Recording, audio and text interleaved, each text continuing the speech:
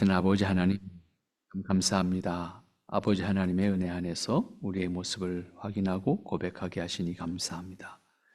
특별히 오늘 본문의 말씀을 통해서 하나님 친히 섭리하시는 모든 섭리의 이치를 마음에 담기를 원합니다. 현명한 지혜와 믿음의 고백을 통해서 세상을 살 수 있는 은혜와 능력이 될 수 있도록 아버지께서 그 말씀과 함께 우리와 동행하여 주시기를 소망합니다. 아버지 하나님께서 주장하시고 인도하시는 가운데 우리를 통해서 하나님 앞에 서는 저희들 되게 하옵소서. 아버지 하나님이 친히 함께 하시는 시간이기를 소망하옵고 우리 주 예수님의 이름으로 기도하옵나이다. 아멘. 네, 오늘 이사야 선지자를 통해서 말씀하시는 34장 마지막 부분의 말씀을 함께 살펴보려고 합니다. 이 말씀은 자신이 전달한 하나님의 뜻이 결코 헛소리가 아니고 반드시 이루실 하나님의 뜻인 것을 깨달으라고 호소하는 이사야 선지자의 그 호소하는 마음이 담겨져 있습니다. 그러나 그 말을 듣는 사람들의 입장에서 보면 마치 현실성이 없는 것처럼, 그래서 헛소리하는 것처럼, 그래서 반신반의하는 그런 목소리로 듣기 쉽게 되는데, 이사야는 이 부분에 대해서 매우 안타까운 마음으로 하나님의 말씀을 자세히 읽어봐라, 이런 호소를 하는 말이죠. 더욱이 하나님의 심판을 전달하는 소리를 들으면서도 당장 어떤 일이 일어나지 않는다고 해서 그 소리를 헛되이 듣고 귀담아 듣지 않으려고 하는 그들의 모습도 살펴볼 수가 있습니다. 이러한 상황에서 이사야 선지자는 너희는 여호와의 책을 자세히 읽어보라, 이렇게 호소합니다. 이것은 직접적인 의미에서 자신이 하는 말이 결코 없는 말을 하는 것이 아니라는 것을 강조하는 것일 수 있겠지만, 동시에 하나님을 믿는 사람들이 잊지 말아야 될 것, 또 집중해서 확인하고 기억해야 되는 것은 바로 하나님 말씀인 것을 분명하게 제시하고 있는 것을 볼 수가 있습니다. 그리스도인은 어떤 상황에서도 주목해야 하고 또 지혜를 구해야 하는 근본이 다른 곳에 있지 않습니다. 세상의 어떤 지혜나 깨달음에 있지 않습니다. 오직 하나님 말씀에 있다는 사실을 분명히 기억을 해야 합니다.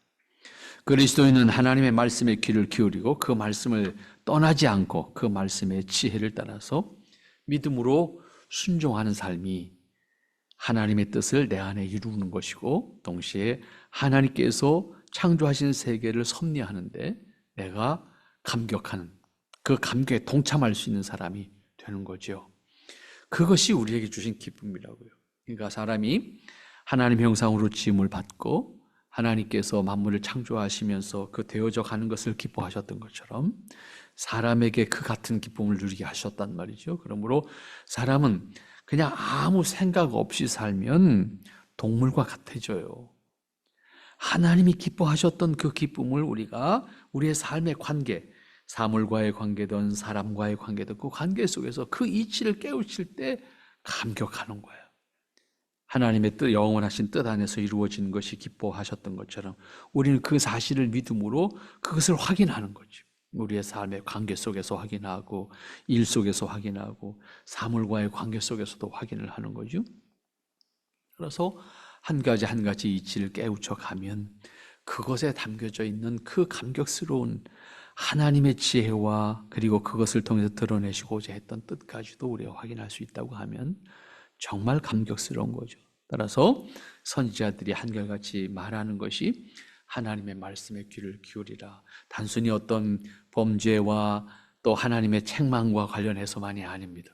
가장 기본적인 것은 하나님께서 우리에게 사람으로 살게 하셨다는 것이고, 사람으로 살게 하신 그 뜻을 우리 안에 분명히 간직한다고 하면 사람으로 확인할 수 있는 모든 이치와 관계들을 확인함으로 내가 그만큼 하나님이 만물을 창조하실 때 가졌던 지혜를 따라갈 수는 결코 없지만 적어도 사람에게 주신 지혜를 통해서 사물의 이치와 원리와 모든 과정들을 확인해 갈 수가 있다라고 하는 거지요.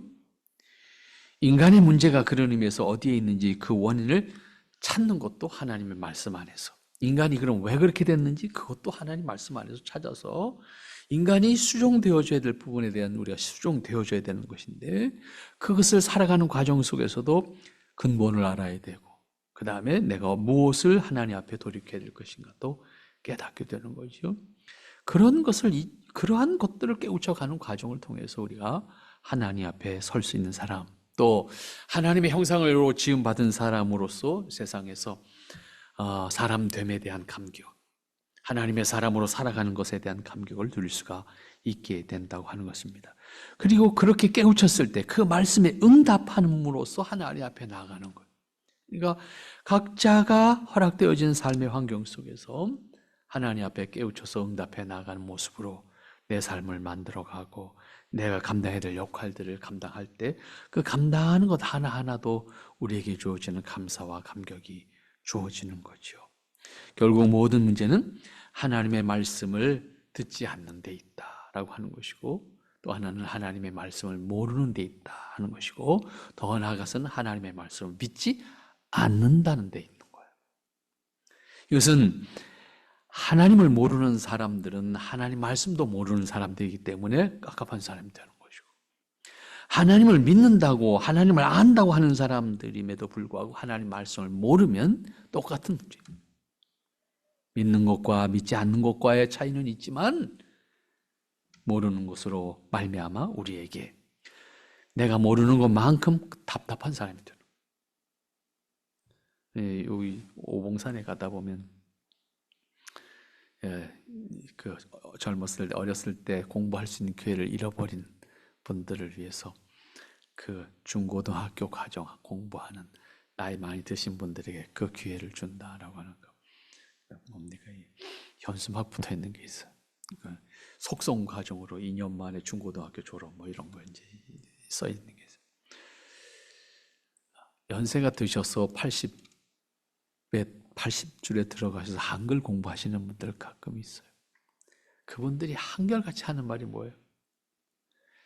눈이 있어도 보지 못하는 거예요. 눈이 있어도 보지 못하는 것만큼 정보력이 없는 거잖아요. 느끼지 못하는 거잖아요. 확인하지 못하는 거잖아요. 버스 앞에서 이거 어디 가는 버스인지 물어야 되는 거잖아요. 그 답답함, 그 다음에 은행에 가서 내 이름을 쓸 수 없다는 거.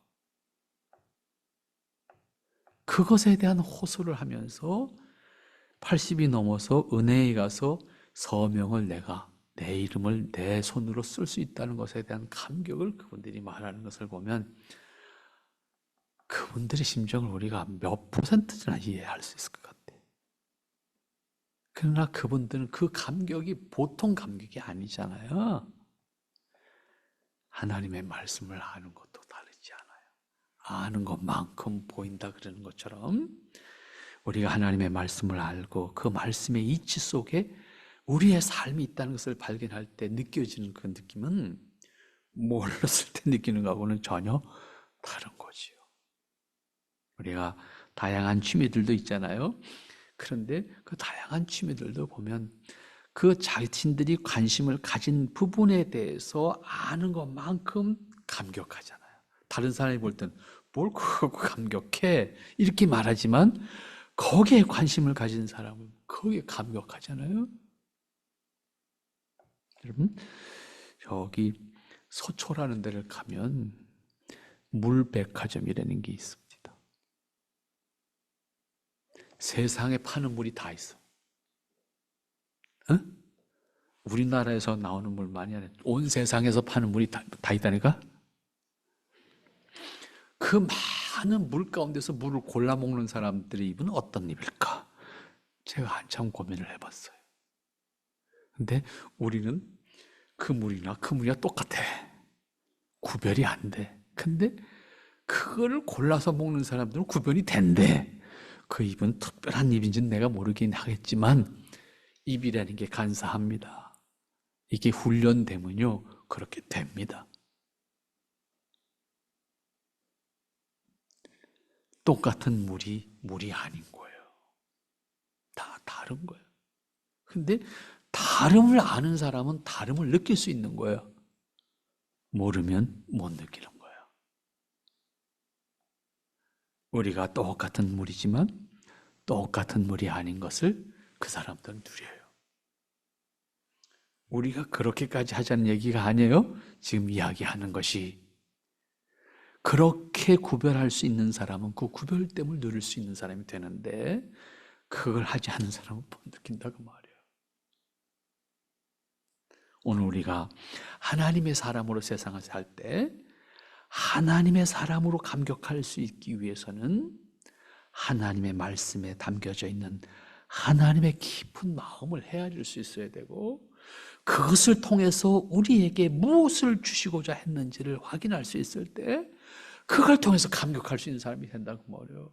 그러나 그렇지 않으면 그걸 누릴 수 있는 사람이 안 돼. 결국 모든 문제는 하나님의 말씀을 모르거나 기억하지 않거나 간직하지 않거나 그것을 통해서 내가 예민하게 하나님의 뜻에 응답할 수 있는 준비가 되지 않는다고 하면 내 앞에 억만금이 쌓여도 그게 내 거 아닌 거지 뭐. 남의 거지. 그런 의미에서 오늘 이사야 선지자가 호소하는 이 말씀 자세히 읽어보라. 결국 우리가 어떻게 그 말씀에 접근해서 그 말씀에 담겨져 있는 하나님의 마음을 헤아릴 수 있는지 그것을 우리가 간직할 수 있다면 우리는 그것을 통해서 하나님의 은혜와 뜻을 나도 같이 하나님이 보시기에 좋았던 것처럼 누릴 수 있는 사람이 되는 것이고 또 같은 상황 속에서도 모든 것을 품어 안고 이해할 수 있는 사람도 되는 것이고 용서할 수 있는 사람도 되는 것이고 때로는 내가 좀 더 섬길 수 있는 사람도 되는 것이고 그런 그릇이 된다고 말해요. 근데 이게 안 되면 그런 그릇이 안 돼요. 딱 잣대를 가지고 이거 딱 잘라가지고 이거 아니면 저거야 그냥 그것을 끝내. 본인도 깝깝하지만 다른 사람이 더 깝깝해집니다. 오늘 우리는 그런 면에서 하나님께서 이사야 선지자를 통해서 왜 이렇게 말씀하시는지 16절 말씀 여러분 다시 한번 큰 소리로 한번 읽어봅시다. 너희는 여호와의 책을 자세히 읽어보라. 이것들이 하나도 빠진 것이 없고 하나도 그 짝이 없는 것이 없으리니 이는 여호와의 이니 이를 명하셨고 그의 신이 이것들을 모으셨음이니라. 이 말씀을 직접 하게 된 이유는 이스라엘을 심판하는 도구로 사용한 에돔이라고 하는 나라를 통해서 이스라엘이 멸망한 다음에 이사야를 통해서 말씀하시는 것을 확인해 보라는 것입니다. 항상 시간이 지나고 사건이 지난 다음에 비로소 사람들은 깨닫게 돼요. 미리 깨달으면 좋겠는데 뭔가 다 지나간 다음에 거봐 그랬잖아? 왜 그때는 그 말이 안 들렸을까? 돌이켜보면 관심이 멀어요. 근데 당하고 나서 생각해 보니까 그게 그거였던 거예요. 이제 이런 논리잖아요. 그러니까 이사야 선지자가 하나님의 말씀, 당시에 하나님의 말씀, 여호와의 책이라고 하는 것은 당시에 두루마리 형식의 책이 아니겠습니까? 읽어봐라. 거기에 담겼던 얘기가 뭔가? 너희들이 지금 경험한 그 상황 속에서 그 읽었던 말씀을 기억해 봐라. 그런데 아무것도 기억하고 있지 않으니까 지금이라도 괜찮다. 읽어봐라. 자세히 봐라. 그러면 하나님께서 너희들에게 왜 그 말씀을 하셨었는지 그리고 너희들을 어떻게 이끌어 가려고 하셨었는지 그것을 깨닫게 될 것이야. 먼저 깨달으면 먼저 우리가 대처할 수 있는 사람이 될 수 있을 텐데 항상 우리는 눈앞에 밖에는 우리가 살필 수 있는 여력이 우리 마음의 여력이 없어요. 그래서 늘 말씀드리지만 좀 더 큰 사람, 좀 더 넓은 마음으로 좀 더 큰 그릇을 준비할 수 있다고 하면 모든 것을 담아서 간직한 채 우리가 살펴볼 수 있는데 그렇지 못할 때는 다 던져버리고 나서 나중에 가서 아무것도 남겨지지 않았을 때 비로소 그때 생각하게 되는 거죠. 오늘 우리는 그런 의미에서 이사야 선지자가 왜 이렇게 호소하고 있는지 마음에 새겼으면 좋겠습니다. 같은 맥락에서 보면 일반적인 의미에서라도 성경은 이미 경험한 사람들의 기록을 담고 있습니다. 그런 의미에서 오늘 우리는 그 먼저 우리 신앙의 선조들이 경험한 이야기들이잖아요. 그들이 상황은 다르고 시대도 다르지만 사람으로 살아가는 건 똑같은 거예요. 그들이 경험했던, 그들을 통해서 드러내시고자 했던 하나님의 그 깊은 뜻이 무엇인지를 그들의 삶 속에서, 그들의 기록 속에서 찾아본다고 하면 우리에게도 참으로 귀한 신앙의 유산으로서의 가르침이 될 것인데, 그렇지 못한다고 하면 우리는 똑같은 것을 다시 한번 어떻게 합니까? 시행착오를 내가 한 다음에야, 그게 그거였구나.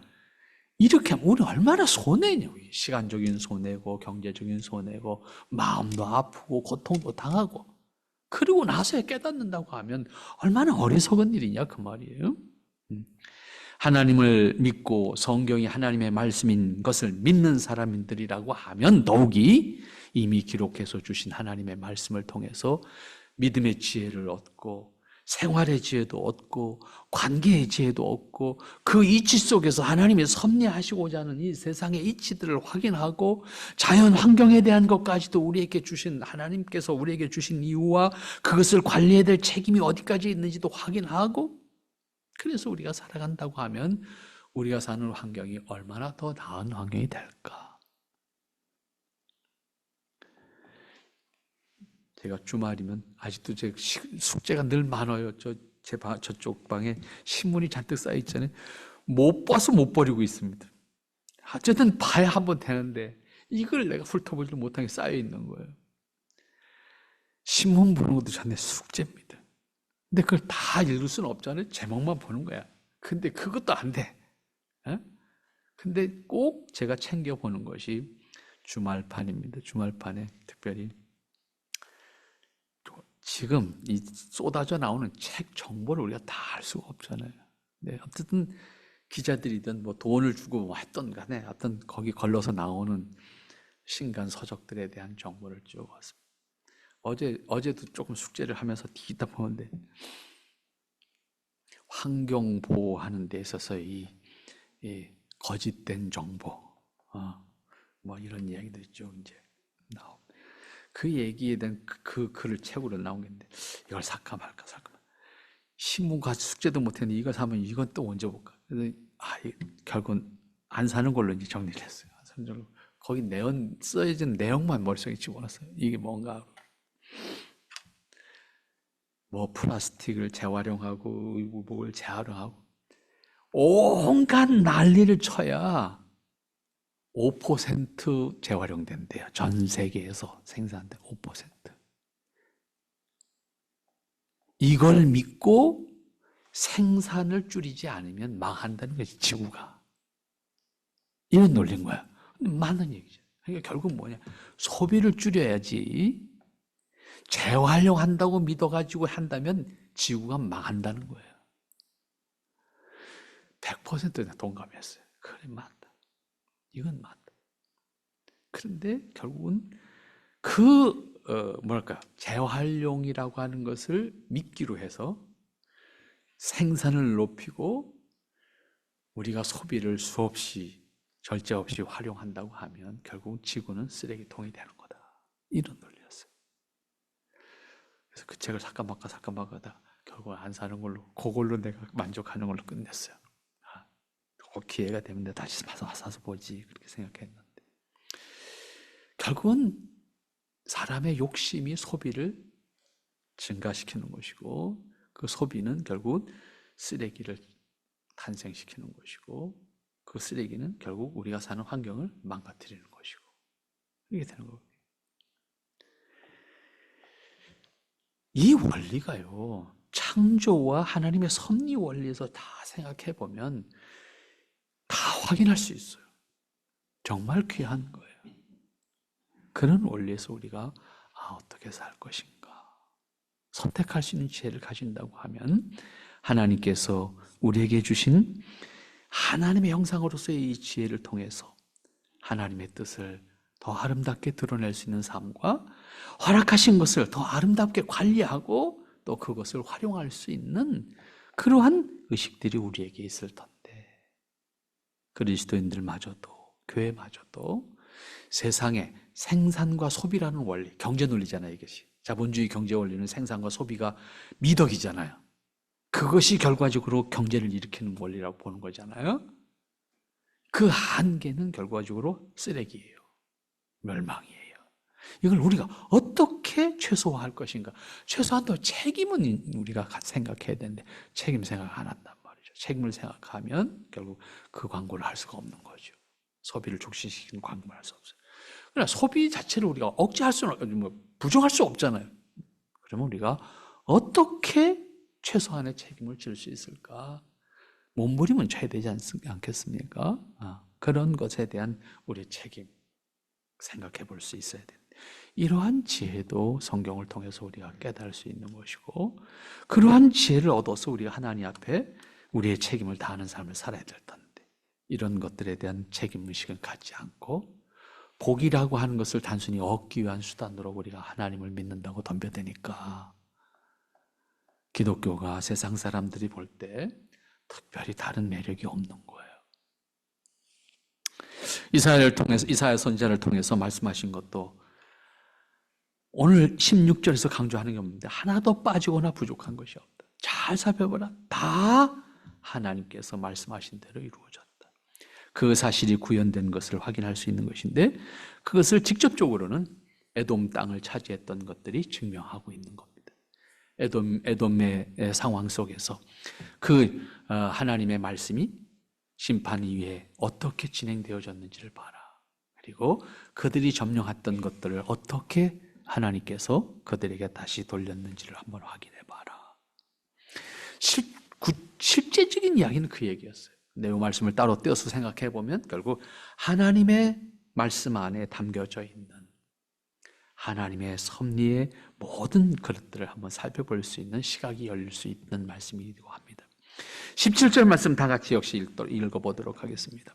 여호와께서 그것들을 위하여 제비를 뽑으시며 친수로 줄을 띄어 그 땅을 그것들에게 나누어 주셨으니 그것들이 영영이 차지하매 대대로 거기에 거하리로다. 결국은 하나님께서 섭리하시는 땅, 그것은 하나님의 섭리하시는 원리에 따라서 다 환원되어지고 또 그것이 이루어질 것이고, 그것을 통해서 하나님께서 드러내시고자 하는 일을 드러내는 역할을 감당하게 될 것이다. 그런데 하나님의 섭리라고 하는 것이 우리가 생각하면 섭리란 단어를 생각하게 되면 획일적이거나 기계적인 것으로 생각하기가 쉬워요. 그러나 하나님의 섭리는 획일적이지도 않고 기계적이지도 않아요. 어떻게 보면 매우 자연적이라고 볼 수 있어요. 그러나 방치해 놓으셨다는 의미에서의 자연적인 것이 아니에요. 자연적인 것까지도 간섭하시는, 결국 하나님께서 강제하지 않지만 자연적인 것을 통해서 하나님의 뜻을 드러내게 하시는 섭리를 하신다, 그런 의미라고 생각을 할 수가 있겠습니다. 물론 성경에 나타나는 그 말씀을 통해서 보면 아주 특별한 경우, 하나님께서 꼭 필요하다고 하는 그런 상황이 만들어졌을 때는 직접 간섭하시잖아요. 이것을 우리는 초자연적 사건들이잖아요. 직접 간섭하셔서 초자연적 사건들을 일으키는 것을 볼 수가 있습니다. 그렇지만 자연과 사람의 생각, 사람의 행동까지도 포함해서 모두 허용하시는 가운데 완전하게 하나님의 뜻을 드러내게 하시고 이루어가게 하시고, 잘못하는 것은 잘못한 것을 통해서, 잘한 것은 잘한 것을 통해서 하나님의 뜻을 드러나게 하시는 것을 볼 수가 있습니다. 인간은 그 과정 속에 수없이 시행착오를 경험하면서 비로소 하나님의 뜻을 깨닫잖아요. 그리고 하나님의 하나님 되심을 인정하게 되잖아요. 이것이 하나님의 모든 섭리 틀 안에 있는 거란 말이죠.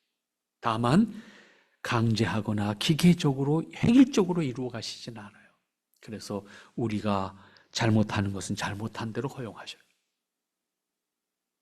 그렇지만 그 잘못한 것을 통해서 우리가 책임져야 될 것이 무엇인지를 깨닫게 하시고, 하나님이 기뻐하시는 것이 무엇인지를 다시 깨닫게 하시는 거죠. 자연의 이치와 환경에 적응하면서 각각의 역할을 하는 생명체들은 모두 창조 목적과 사명을 다하고 있다는 것을 우리가 살아가는 환경 속에서 매일 확인할 수가 있는 거예요. 실제적으로 여러분, 우리가 동해안 쪽에 몇 년 동안 계속 산불이 나지 않았습니까? 산불이 나서 수목이 다 불타서 없어졌어. 이걸 어떻게 할까? 다시 말하면 자연복원 형태로 살림을 회복시킬까? 아니면 사람이 인위적으로, 다시 말하면 어떤 수종을 결정을 해서 나무를 일부러 가서 심어서 이것을 다시 회복시키는 방법을 선택할까? 학자들에 의해서 계속 논쟁이 됩니다. 근데 그 논쟁에서 장점은 딱 하나예요. 뭐냐면 항상 경제적인 문제잖아요. 경제성이 어떤 것이 좋을까? 이게 항상 앞장서는 우선 가치란 말이에요. 이것에 의해서 결과적으로 이제 어떤 정책이 결정이 되는데, 시험을 해보자 뭐 이런 것들을 통해서 그냥 방치하는 형태, 아니면 인공적으로 어떤 수정을 결정해서 심는 형태, 뭐 이런 것들을 지금 진행하고 있습니다. 지금 동해 그 산불 났던 지역에서. 그런데 우리보다 산불이 어마무시하게 크게 나는 나라들이 대륙이잖아요. 특별히 미국 산불 나면 몇 달 타잖아요. 몇 달, 며칠이 아니라. 근데 미국의 산불은 자연 방치입니다. 민가 쪽에 내려와서 민가를 태우기 때문에 산불을 끄지, 산불 자체는 끄질 않습니다. 사람이 사는 쪽으로 불이 오기 때문에 그 불을 끄는 것이지, 산불을 진압하려고 불을 끄잖아요. 산불 자체도 자연이라고 보는 거예요. 그리고 다시 복원되어지는 것도 자연으로 보는 거예요. 결국 그들이 수많은 경험을 통해서 깨달은 거예요. 자연도 자연 치유예요. 자연 복원이에요. 그게 답이다. 사람이 필요에 의해서 어떤 나무를 일방적으로 심으면 내가 그거를 얻을 수 있는 것 같은데, 결국 그것을 얻기 위해서 더 많은 것이 균형을 잃게 되는 문제를 동반한다는 것을 알았다고. 이걸 보면요, 사람이 머리를 아무리 돌려도 인간의 한계가 드러나는 거예요. 인간이 할 수 없는 영역. 근데 우리나라는 그것도 힘든 게 뭐냐면, 그 솔밭이 우리나라는 돈이잖아요. 소나무는 돈이 안 되는데 송이 버섯이 돈이 된다고. 이게 그 산속에 사는 사람들은 사실은 송이 캐서 애들 교육시켜요. 다른 거는 목돈 만들 수 있는 농산물 팔아갖고 돈이 안 되잖아요. 그런데 가을에 송이버섯 한 달 따면 애들 등록금 다 마련한단 말이죠. 목돈을 만들 수가 있다. 뭐 송이 좋은 때는 1kg에 70만 원, 현장에서 50만 원, 70만 원 1kg에 나가니까 그 한 달 동안 뭐 짧으면 한 뭐 20일, 25일 정도 따지만 어쨌든 한 달 정도 따면 필요한 목돈을 마련할 수 있으니까. 그러니까 소나무를 안 심을 수 없는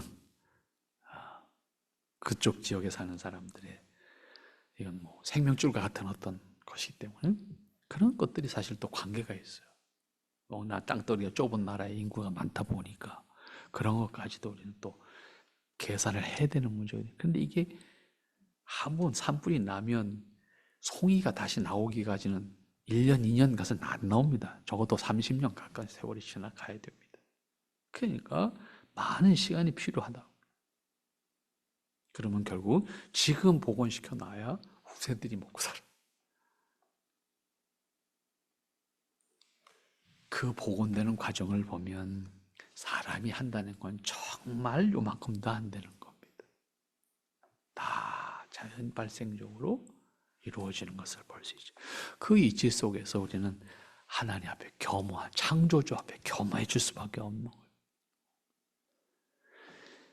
지구과학자들이 안다고 하는 것이 과연 몇 퍼센트나 아는 겁니까? 그러므로 살면서 경험하는 것들에 담긴 하나님의 뜻을 발견하는 것도 은혜를 체험하는 것입니다.